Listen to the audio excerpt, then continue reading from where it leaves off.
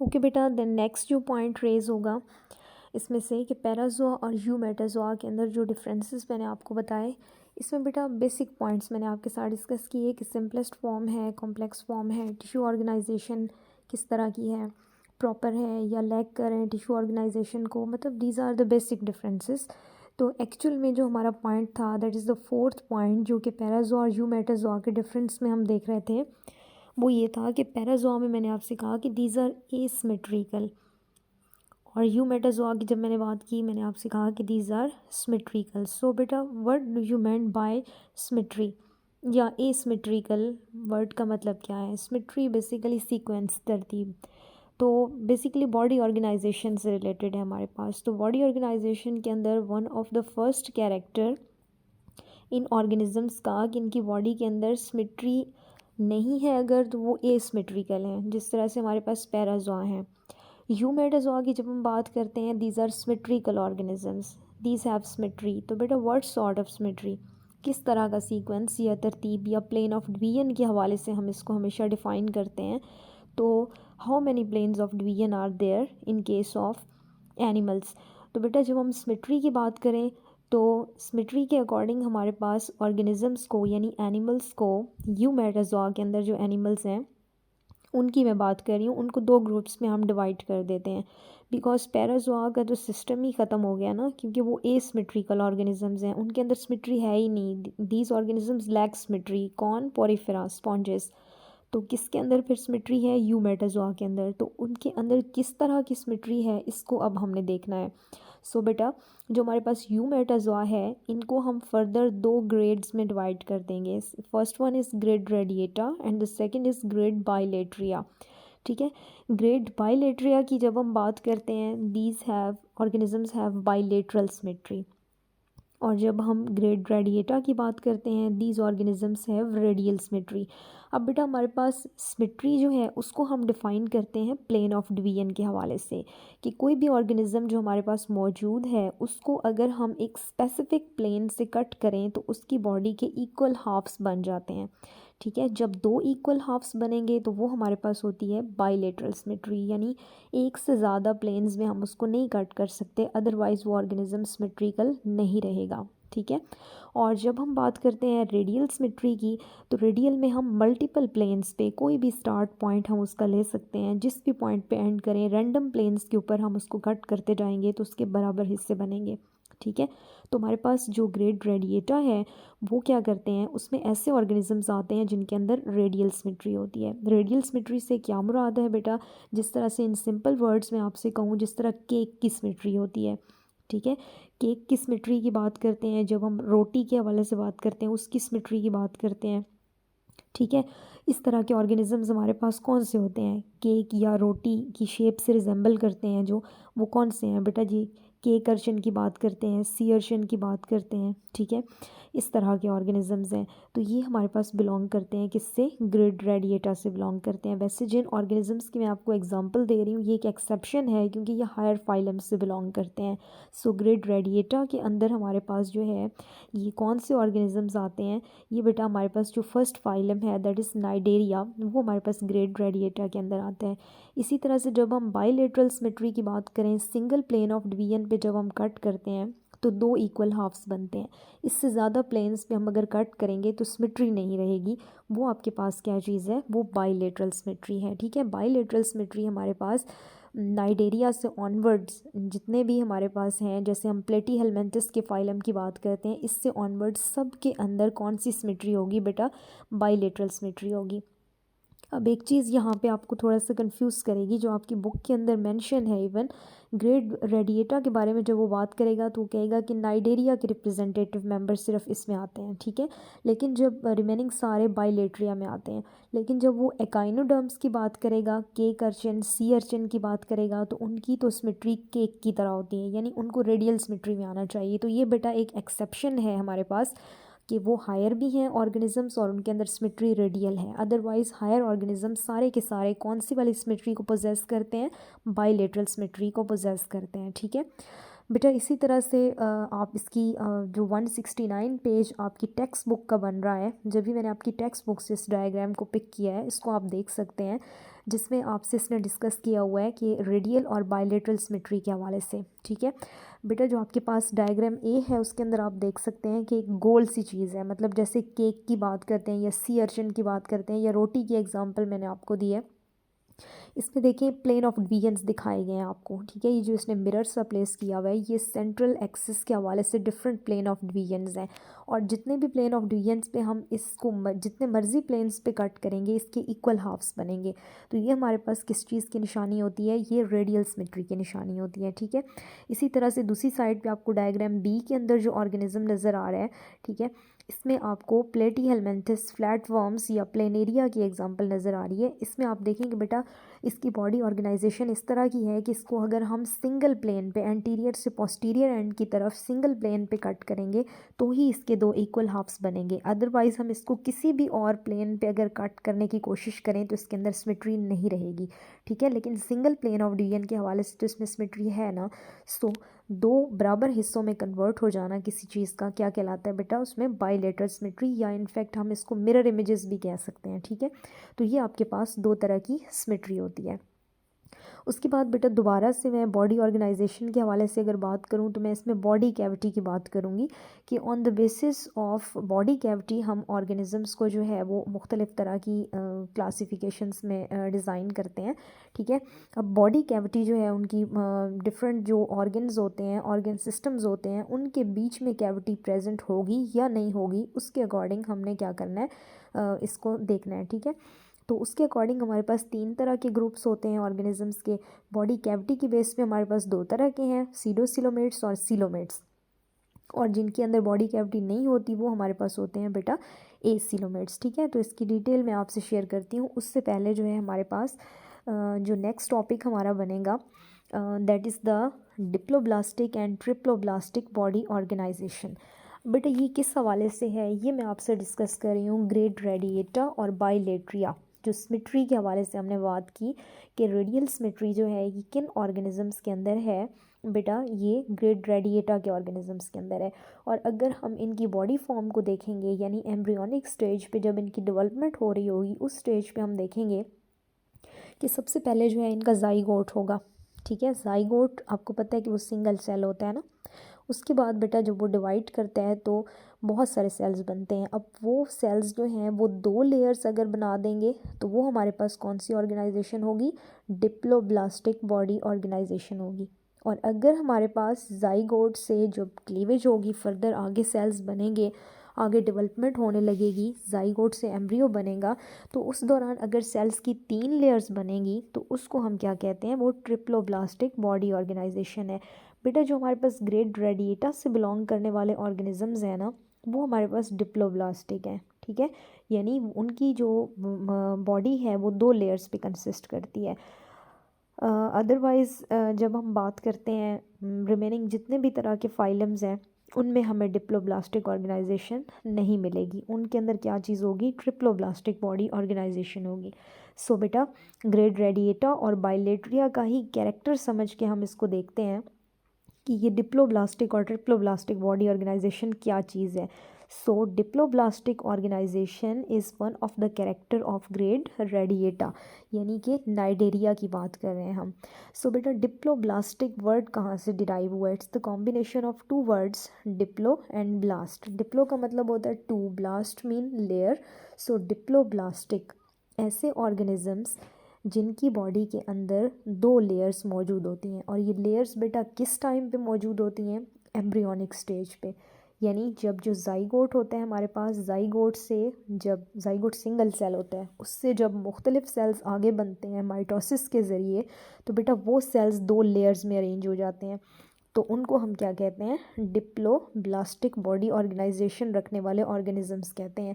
अब ये लेयर्स आगे ऑन मेच्योरिटी जो है ये क्या करेंगी, ये आगे मुख्तलिफ तरह के सिस्टम्स के अंदर स्पेशलाइज हो जाती हैं। ठीक है, अब डिप्लोब्लास्टिक बॉडी ऑर्गेनाइजेशन जो है हमारे पास, यानी हम नाइडेरिया की बात करते हैं, उसका रिप्रेजेंटेटिव मेंबर हाइड्रा है।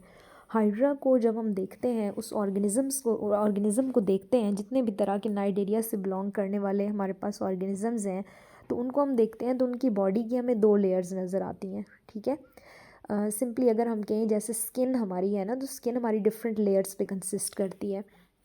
तो दो लेयर्स की हम जब बात करते हैं वो डिप्लोब्लास्टिक ऑर्गेनाइजेशन होगी, यानी एक्टोडर्म और endoderm. Body consist of two layers.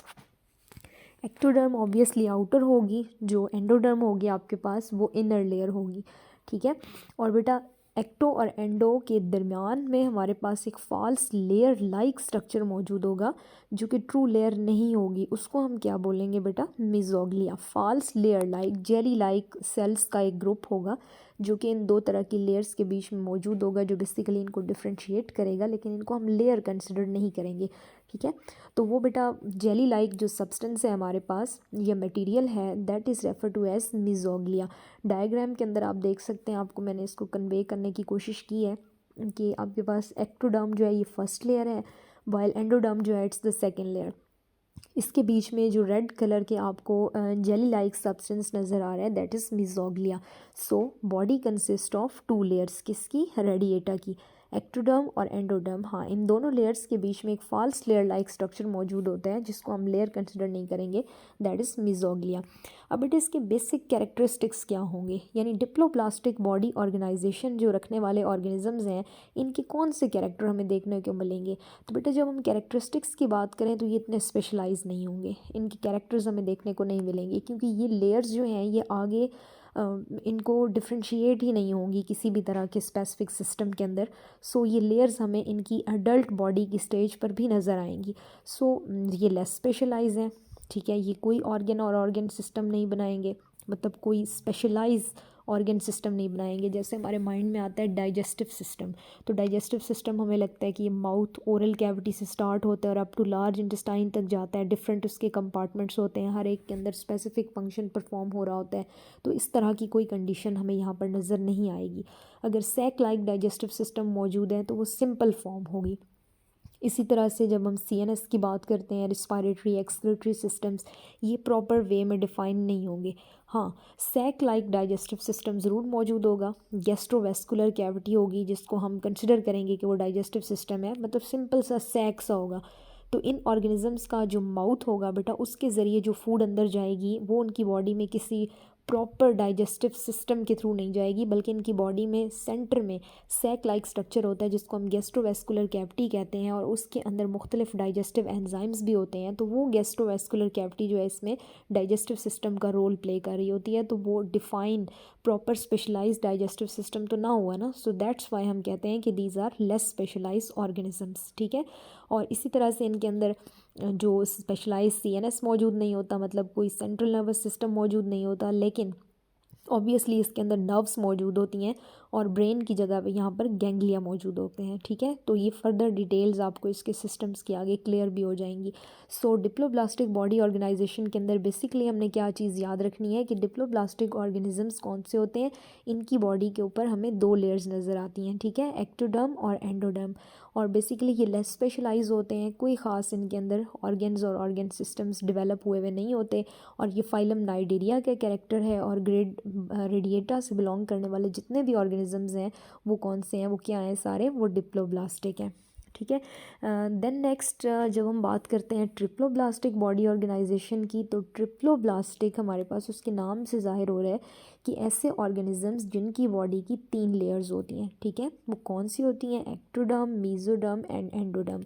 अब बेटा जो इम्पॉर्टेंट चीज़ यहाँ पे आपने अंडरस्टैंड करनी है वो ये है कि मैंने आपसे बात की कि ये डिप्लोब्लास्टिक या ट्रिप्लोब्लास्टिक यानी लेयर्स जो हैं ये क्या हमें एक ऑर्गेनिज़म के अंदर नज़र आती हैं, किसी स्टेज पे नज़र आती हैं। तो ये बेटा मैं बात कर रही हूँ ड्यूरिंग डेवलपमेंट, ठीक है। डेवलपमेंट होती है जब कोई भी ऑर्गेनिज़म जो है उसके स्पेसिफिक बॉडी पार्ट्स बन रहे होते हैं, ठीक है। तो जो डिप्लोब्लास्टिक ऑर्गेनाइजेशन थी ना, इसमें तो कोई बॉडी पार्ट्स बनने ही नहीं थे, क्योंकि मैंने आपसे कहा कि कोई सिस्टम्स ही नहीं है, these are less specialise. So it means कि ये तो एडल्ट स्टेज पे भी डिप्लोब्लास्टिक ऑर्गेनाइजेशन में हमें लेयर्स नज़र आएंगी। लेकिन जब हम उसके कंपैरिजन में ट्रिप्लोब्लास्टिक की बात करें तो ट्रिप्लोब्लास्टिक में सबसे पहला सीक्वेंस क्या होगा कि फॉर एग्जांपल मैं ह्यूमन के सेल की बात करती हूँ, तो ह्यूमन का सेल जो है ये जाइगोट है, जाइगोट से आगे क्लीवेज होगी तो उसने एम्ब्रियो बनना है। तो बेटा जाइगोट से आगे जब मुख्तलिफ सेल्स बनेंगे तो वो सेल्स 3 लेयर्स में अरेंज हो जाएंगे। उन 3 लेयर्स को हम नाम देंगे एक्टोडर्म, मेसोडर्म एंड एंडोडर्म। अब यही वाली जो तीनों लेयर्स होंगी ये बेटा सेपरेटली हर एक लेयर जो है ये उसके सेल्स डिफरेंट सिस्टम्स में कन्वर्ट हो जाएंगे आगे, ठीक है। सो बेटा हमारे पास जो इनकी जो बॉडी लेयर्स हैं वो स्पेशलाइज स्ट्रक्चर्स में ट्रांसफॉर्म होंगी। तो कौन कौन किस में ट्रांसफॉर्म हो रहा है इसको हम देख लेते हैं।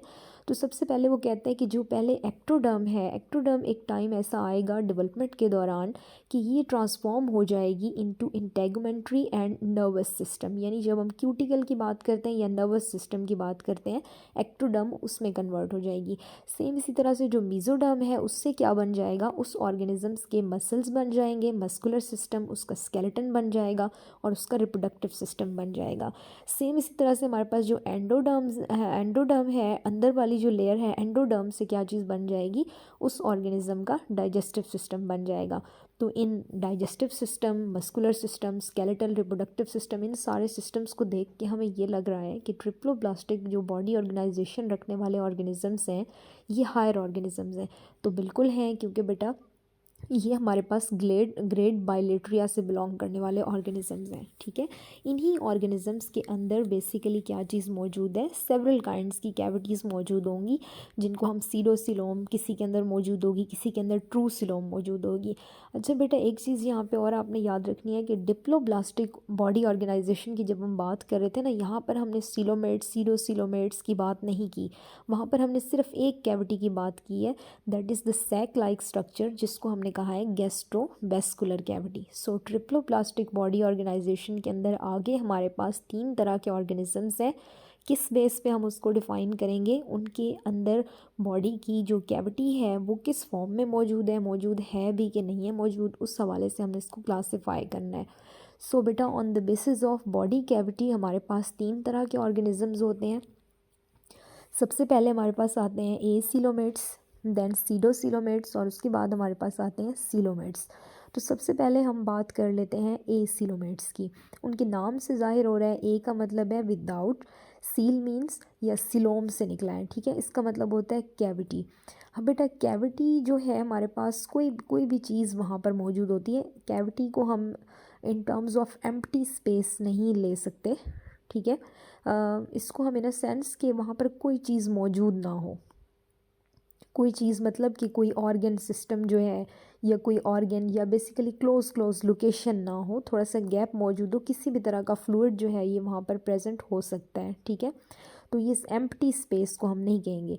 सो बेटा एसिलोमेट्स क्या हैं, these are without body cavity, यानी इनके अंदर कोई बॉडी कैविटी नहीं है। अब बॉडी कैविटी होती कहाँ पर है, अब बेटे बेसिकली हमारे पास जो एक्टोडर्म होती है ना, ठीक है, जो सबसे बाहर वाली लेयर होती है एम्ब्रियोनिक स्टेज पे जब वो बन रही होती है, और सबसे अंदर वाली लेयर एंडोडर्म, उनके बीच में अगर स्पेस मौजूद है या जिसके अंदर फ्लूइड मौजूद है या बीच में कोई कैविटी सी क्रिएट हो रही है, तो उसको हम कहते हैं कि ये क्या है, ये सिलोम मौजूद है, ये कैविटी मौजूद है। जो एसिलोमेट्स होते हैं ना, इनमें एक्टो और एंडो के बीच में कोई स्पेस मौजूद नहीं होती, ठीक है, कोई ऐसी जगह नहीं होती जहाँ पे किसी भी किस्म का फ्लूइड मौजूद हो। सो मीज़ोडर्म क्या करती है, मीज़ोडर्म वहाँ पर एक स्पेशलाइज काइंड का टिश्यू बना देती है जिसको हम क्या कहते हैं बेटा, मीज़नकाइमा या पेरेन्काइमा कहते हैं। तो वो एक्टो और एंडो के बीच में मौजूद स्पेस को फिल कर देते हैं, वो जो टिश्यूज़ के पैक्स होते हैं या सेल्स होते हैं, ठीक है। इस तरह से वो इंटरनल ऑर्गन्स की प्रोटेक्शन भी करते हैं। इन ऑर्गेनिजम्स की निशानी ये होती है कि इनके अंदर कोई प्रॉपर ट्रांसपोर्ट सिस्टम नहीं होता या वेस्कुलर सिस्टम नहीं होता। ये बेटा वेस्कुलर या ट्रांसपोर्ट सिस्टम, जैसे हमारे अंदर हम बात करते हैं तो हमारा ट्रांसपोर्ट सिस्टम क्या है, सर्कुलेटरी सिस्टम है। तो सर्कुलेटरी सिस्टम को ट्रांसपोर्ट सिस्टम या वेस्कुलर सिस्टम भी कहते हैं, ये इनके अंदर नहीं होता। सैक लाइक डाइजेस्टिव सिस्टम होता है, कोई स्पेसिफिक एक्सक्रीटरी ऑर्गन्स की जब हम बात करें वो नहीं होते। समवट कुछ एक्सक्रीटरी स्ट्रक्चर्स इनके अंदर मौजूद होते हैं, जिस तरह से फ्लेम सेल्स के बारे में लिखा हुआ है या एक्सक्रीटरी पोर्स के बारे में लिखा हुआ है। अब ये बेटा जब हम 1 बाय 1 सारे के सारे फाइलम्स की डिटेल्स देख रहे होंगे तो वहाँ पे आपको आइडिया होता जाएगा कि ये किस तरह के स्ट्रक्चर्स की बात कर रहा है, ठीक है। तो इसकी एग्जांपल के हवाले से जब हम देखें तो एग्जांपल में आते हैं बेटा प्लेटी हेलमेंथस यानी फ्लैट वर्म्स की जब हम बात करते हैं, ये उसके अंदर आते हैं, ठीक है। फ्लैट वर्म्स जो हैं ये प्लेनेरिया वगैरह, ठीक है, इससे आप लोग प्लेनेरिया से ऑलरेडी फेमिलियर हैं क्योंकि मुख्तलिफ़ तरह के जब हम उसमें फ़ीचर्स देख रहे होते हैं तो उसमें आप उसको रिप्रेजेंटेटिव मेंबर के तौर पे देख रहे होते हैं, ठीक है। तो फर्दर डिटेल्स जो हैं ये आपको आहिस्ता आहिस्ता आगे समझ आती जाएंगी। नेक्स्ट हमारे पास आ जाते हैं बेटा ऐसे ऑर्गेनिजम्स जिनके अंदर सीडोसिलोम मौजूद होती है, मतलब कि उसको ट्रू कैविटी भी नहीं कह सकते लेकिन ऐसे भी नहीं कह सकते कि कोई कैविटी मौजूद नहीं है, इसका मतलब उनके अंदर फॉल्स कैविटी है। तो फॉल्स कैविटी रखने वाले ऑर्गेनिजम्स को हम बेटा कहते हैं सीडोसिलोमेट्स, ठीक है। There is a space between body wall अब ये किसको कह रहा है, ये आउटर को कह रहा है, बिल्कुल आउटर जो एक्टोडर्म होती है, एंड डाइजेस्टिव सिस्टम कौन सी वॉल बना रही थी बेटा, वो सबसे अंदर वाली बना रही थी यानी एंडोडर्म बना रही थी। तो ये कह रहा है कि एसिलोमेट्स में कोई स्पेस नहीं थी एक्टो और एंडो के बीच में, यहाँ पर एक्टो और एंडो के बीच में स्पेस है, ठीक है।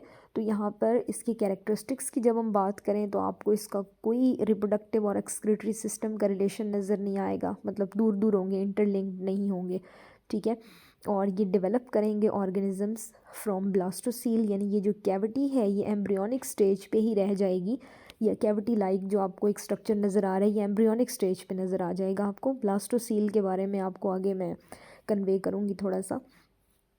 उसके बाद बेटा ये कह रहा है कि it is bounded by externally by, अब ये किसकी बात कर रहा है, ये उसी कैविटी की बात कर रहा है, ये कैविटी लाइक जो स्ट्रक्चर आपको नज़र आ रहा है ये उसकी बात कर रहा है कि एक्सटर्नली यानी बाहर की तरफ जब हम बात करें तो इसके मसल्स मौजूद हैं, और जब अंदर बात करें तो इंटेस्टाइन मौजूद है, ठीक है। ऑब्वियसली बाहर की तरफ को क्या चीज़ है, मसल्स हैं। तो मस्कुलर सिस्टम किसने बनाया था बेटा, मीजोडर्म ने बनाया था, और जो एंडोडर्म थी उसने क्या बनाया था, डाइजेस्टिव सिस्टम। तो इंटेस्टाइन डाइजेस्टिव सिस्टम का पार्ट होती है।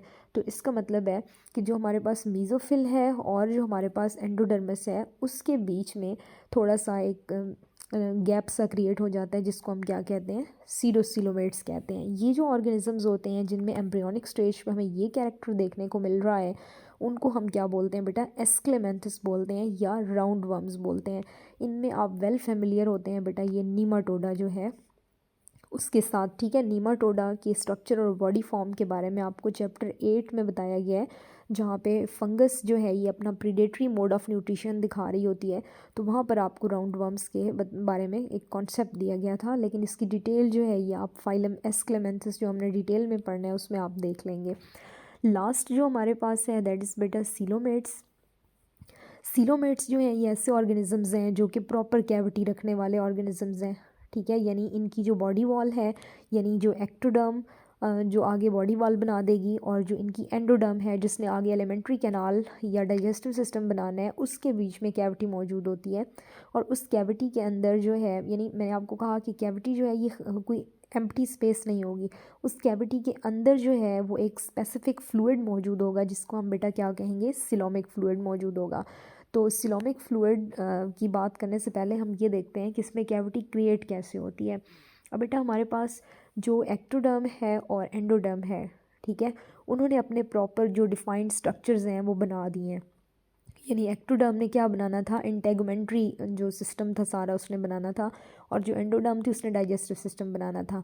अब जो मीज़ोडर्म है, मीज़ोडर्म कुछ इस तरह से स्प्लिट होती है into outer and inner layers कि उसके बीच में कैविटी क्रिएट हो जाती है। तो जो उसकी आउटर लेयर होती है यानी पेराइटल लेयर होती है वो अंडरलाइन करती है बॉडी वॉल को, और जो उसकी विज़रल लेयर होती है वो क्या करती है, वो अंडरलाइन करती है डाइजेस्टिव ट्रैक्ट को। तो इट मीन्स कि एंडो और एक्टो यानी जो इंटेगुमेंट्री सिस्टम है और डाइजेस्टिव सिस्टम है ये स्टिल अलग अलग पड़े हैं, लेकिन बीच में जो हमारे पास मीज़ोडर्म होती है, मीज़ोडर्म के दो हिस्से हो जाते हैं, पेराइटल और विज़रल। पेराइटल चली जाती है किसके साथ, एक्टोडर्म के साथ यानी इंटेगुमेंट्री के साथ, और जो विज़रल होती है वो चली जाती है डाइजेस्टिव सिस्टम के साथ। तो बीच में क्या होता है बेटा, कैविटी या स्पेस क्रिएट हो जाती है, और उस स्पेस के अंदर एक फ्लूइड मौजूद होता है जिसको हम क्या बोलते हैं, सिलोमिक फ्लूइड कहते हैं। तो ये किसका कैरेक्टर होता है, ये बेटा हायर ऑर्गेनिज्म का कैरेक्टर है, यानी एस्क्लेमेंथस से ऑनवर्ड हमारे पास ये जो नेक्स्ट फाइलम होगा एनिलिड्स और कॉर्डेट्स, ठीक है, ये उन सब का कैरेक्टर होंगे क्या चीज़, सिलोमेट्स। अब बेटा एक और चीज़ लेक्चर को आप इसमें जब देखेंगे तो आपको एक पॉइंट नज़र आएगा इसमें, ड्यूट्रोस्टोम्स वर्सेस प्रोटियोस्टोम्स, ठीक है। ये थोड़ा सा इसके अंदर कॉम्प्लेक्सिटी है जो कि आपको इन डिटेल मैं साथ साथ करवाऊँगी, क्योंकि अभी आपको ये चीज़ें थोड़ा सा कॉम्प्लेक्स लगने लग जाएंगी अगर हम ज़्यादा उसमें एकदम से डिटेल में एंटर होंगे। तो पहले अपने बेसिक्स जो हैं, या आपने इस लेक्चर से जो है मैंने आपको कन्वे करने की कोशिश की है कि ना बेटर वे आप इस चीज़ को अंडरस्टैंड कर सकें कि एनिमेलिया किंगडम के अंदर हमारे पास एक्चुअल में सीक्वेंस क्या बनता है और हमारे पास जो स्कीम ऑफ स्टडी है उसको हम कैसे लेके चलेंगे फाइलम से पहले की जो डिटेल्स हैं। So that was all about the lecture. Thank you so much. अल्लाह हाफिज़।